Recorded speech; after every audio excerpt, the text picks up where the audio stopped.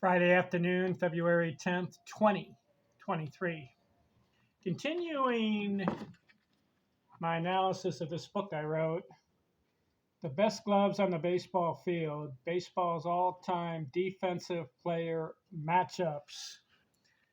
I'm doing third base today. Previous episodes, catcher, first base, second base. Here's the question. Who's the best defensive third baseman of all time? I'm dealing with Hall of Fame players exclusively. And these are the categories I look at to determine who's the best. Games played, fielding percentage, chances, putouts, assist, double plays, innings, and fewest errors. Who comes out on top and who do you take? There are 14 Hall of Fame third basemen. Brooks Robinson, Wade Boggs, Mike Schmidt, Eddie Matthews, Ron Santo, Chipper Jones, Pie Traynor, George Kell, George Brett, Jimmy Collins, Frank Baker, Fred Lindstrom, Paul Molitor, Edgar Martinez. Who had the most games played at third base? Do you know? Brooks Robinson, 2,870 games at third base. Incredible. So he wins the category of games played. Wade Boggs was second. Mike Schmidt, third. Eddie Matthews and Ron Santo, the top five. All played over 2,000 games at third base. Fielding percentage.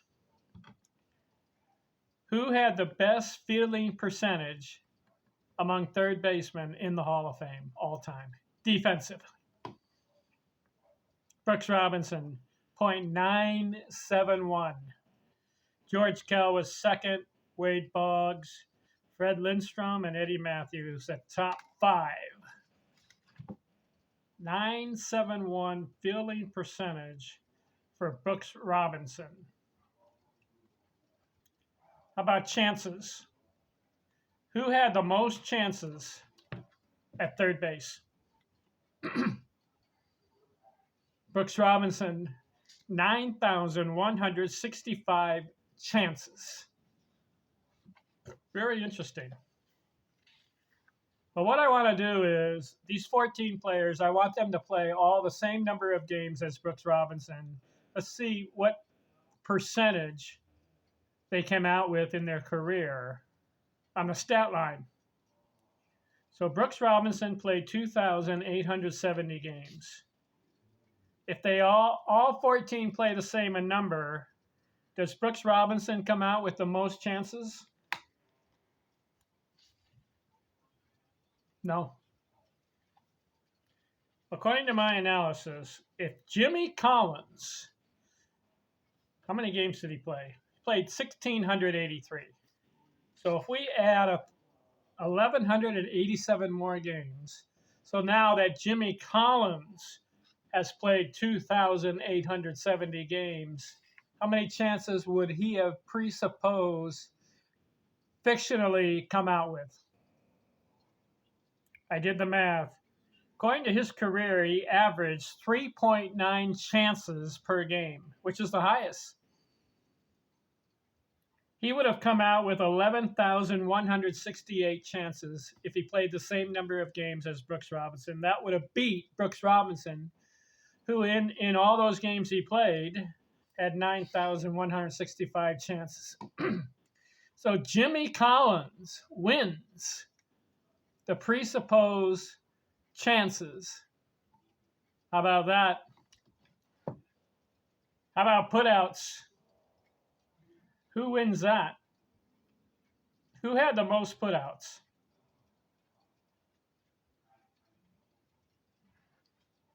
Brooks Robinson, 2,697 putouts. Do the same scenario, though, that all 14 third basemen play the same number of games. it comes out that Jimmy Collins again averaged 1.4 putouts per game. He would have ended up with 4,033 at the rate he was going. That beats Brooks Robinson because he came in 7th place. All these other guys ahead of him average more putouts and chances per game. Interesting there, Jimmy Collins. Assist. Who had the most assists among third basemen? Brooks Robinson. 6,205 assists. But if all the third basemen play the same number of games as Brooks Robinson, who comes out presupposed, according to what they average per game, with assist? Mike Schmidt. He averaged 2.3 assists per game. How many games did he play? Schmidt played 2,212, so you'd have to add another 658, and now he's played the same number as Brooks Robinson, according to his average. He would have ended up with 6,558 assists, which beats Brooks Robinson's 6,205. Is that fair? I think so. Double plays. Who had the most double plays among third basemen?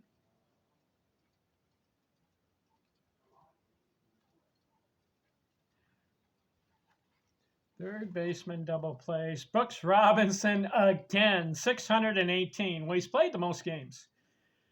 But if we do the scenario again, if all the players play the same number as Brooks, who would have had the presupposed what if double plays in history among Hall of Famers?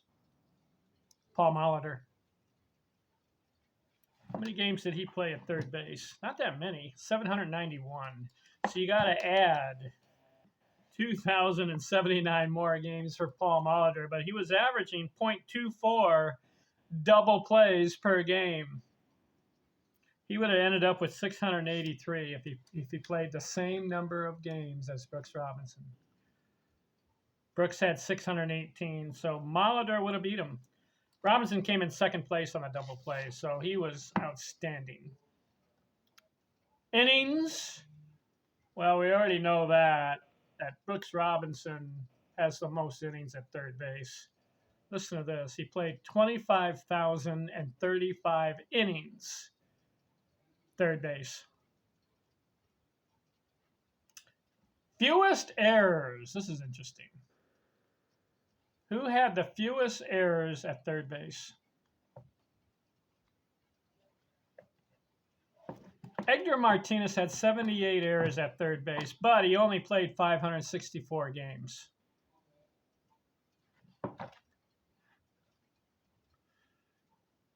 In this category, Brooks Robinson had 263 errors at third base.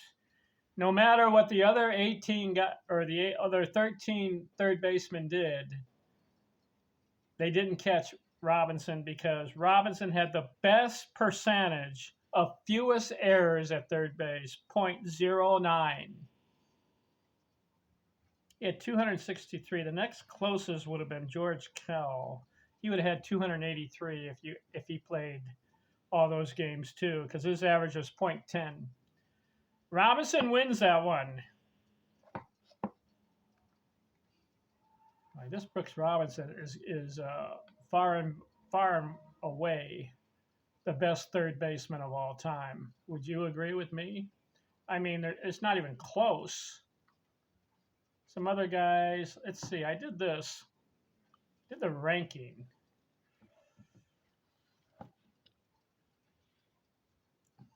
If you add up all the categories, where they ended up, in what position in each category, games, fielding percentage, what place out of the 14 third basemen did they end up? Was it first, second, third, fourth, or 14th? So I did that. Brooks Robinson came out on top. He ranked number 1 in games, number 1 in fielding percentage, 5 in chances, 7th in putouts. But he's 4th in assists, 2nd in double plays, 1st in innings, and 1st in fewest errors. So his total score, if you add up all those numbers, 23. Second, George Kell. His number was 48 if you add up all his ranking. And then the rest of the guys, Eddie Matthews, 48, Mike Schmidt, 48, Ron Santo, 49, top 5. Wade Boggs, 49, George Brett, 62, Jimmy Collins, 63, Pie Traynor, 63, Fred Lindstrom, 69, Paul Molitor, 72, Frank Baker, 73, Chipper Jones, 78, and Edgar Martinez ranks 14th, 97. So, unlike the other positions I've covered, catcher, first, second, in third base, Brooks Robinson just runs away with it. It's a landslide. He's the best third baseman of all time. No doubt. Defensively. Now, offensively, who would you consider the best third baseman of all time? Well, Chipper Jones had over 400 homers. Edgar Martinez had an excellent average. Paul Molitor has over 3,000 hits. George Brett, 3,000 hits. Wade Boggs, 3,000 hits. Mike Schmidt, 500 homers. So we're not dealing with offense. So this book is focusing on the defense only. Who are the best defensive players at their position in the history of the game of baseball? And looking at Hall of Fame players only. Because there are other third basemen who are pretty good. Pie Traynor was pretty good in his day. What do you think of the analysis? Agree or disagree? You gotta look at the stats. I think the key for Robinson was the 2,870 games, and he's a vacuum cleaner over there. You've seen the highlights. He goes behind third base, catches the one hop, throws, fading away toward the other dugout as he throws it, and it's on the line and gets the guy by a step. And he scoops it up, fires to second base, double plays, assist, fewest errors. He was number 1 in fewest errors all time. How about that?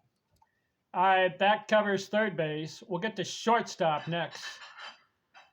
Who's the best defensive shortstop of all time? Thanks for watching here. I'm out.